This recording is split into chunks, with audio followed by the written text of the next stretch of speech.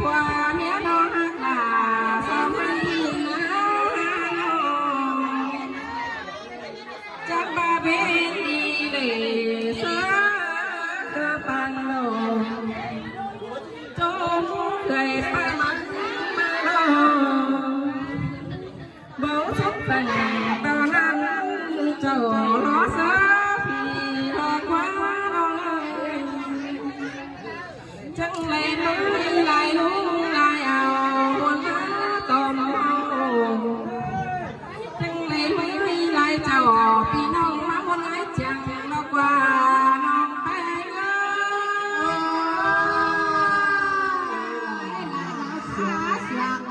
ันเด้ไปเด้อใครที่รอเธอจังเลยสักเจอรังเอาเลยปีก่อนแต่ก็วันไหลฉันรอน้องอีน้อง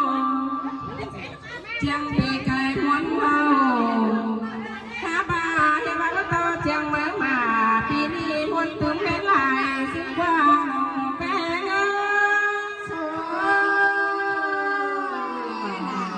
เสียงกันเด้แป้งน้ำ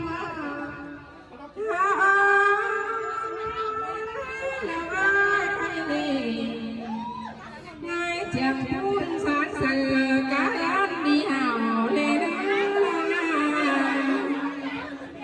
อันบาร้อนแต่เจ้าหาทางเขาเราจังเธอเราอันบ่าวแกงหัวใจต่างฝันต่างมันแล้วยังตื่นเต้นบุญมามีลูลาเคยจองถูมาเพิ่งเจอนี่นะน้องจังจะมีทุ่งลาก้นจะดีจังใจนั้นเท่ามีน้องเจ้าจำจำผู้ก็เจอไอ้น้องลุงเปียกได้แต่ที่กระสังกับยังมีเห่าว่างแต่เจ้าอาหารที่ว่ามีกระปังของใจสักกว่าน้องไป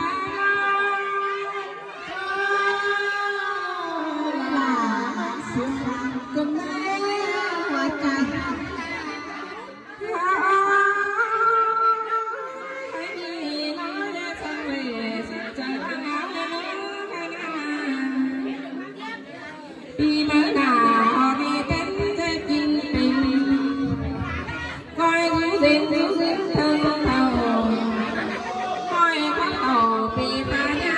เอาสังเงา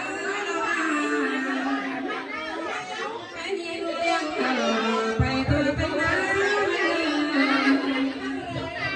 อันนั้นอันนั้นทัวในดูลาน้องไปย้ายน้องเนี่ยทำมันไปตัวเป็นเมืองอันว่าปีมาหน้าปีนี้เป็นป่าเป็นบุญเด่นน้องให้หมอมือให้มันกลางจังมาหาถึงหาให้เงินน้องหาย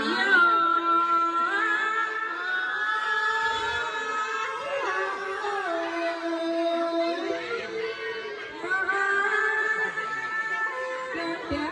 นจังทำอะไรไปจังเลี้ยงมาต่อเมา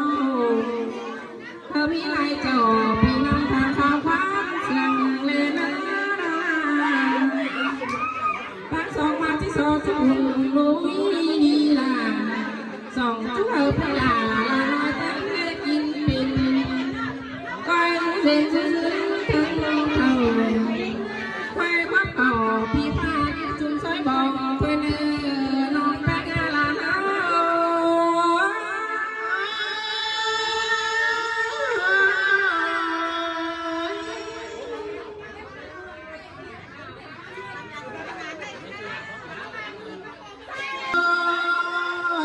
มันดำหัววันไหนกันในปีเป็นงอ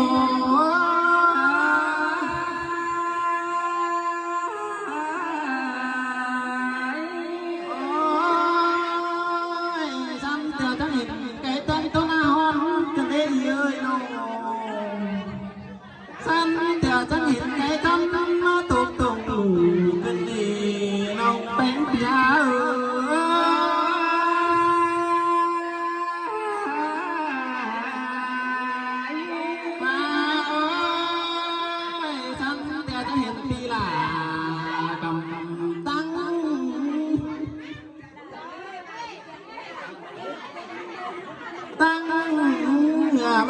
หลาเพิ่งน้องเต้เพิ่งเพียงหลวงนี่นาอีเดียนเอ้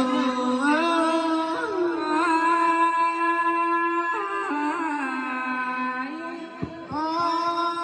ยมาหลามน้องฮะมันมีสังตนกระดาษเอียน้องมาตามหลาน้องเจ้าบ่มีสังสุหาก็เลยได้ดาปีหลาอีเดียนเอ้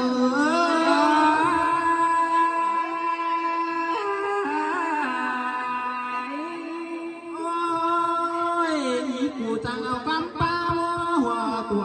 บักกันนี่ตอนวันวัวมาจุกสูงน้องแป้งมึงกันนี่น้อง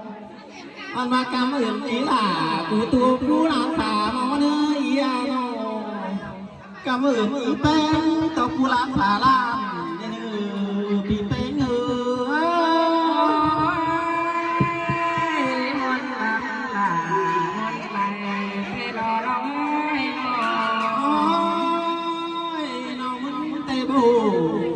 ตากลายกระเด้อมาถามน้องไปมือตักไก่ฟูได้ฟูกระเด้อน้องน้องเจ้าเปิดยุดรู้แสงเสียวนั่นนี่ปีแป้ง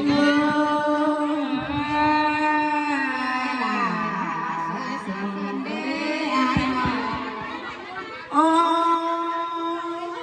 ความนักเตะรันน้องหล่าสุดก็มากอีกน้องเพราะว่าความลับผู้น้องหล่าก็บ่ไหลอันมาความบังผู้น้องไปเมื่อหูก็เลยได้เยอะน้องมาเห็นอีล่าอีคำผู้จันเลิศเสื่อมเนี่ยมันลำลามันไปให้รอร้องน้องอาจจะน้อง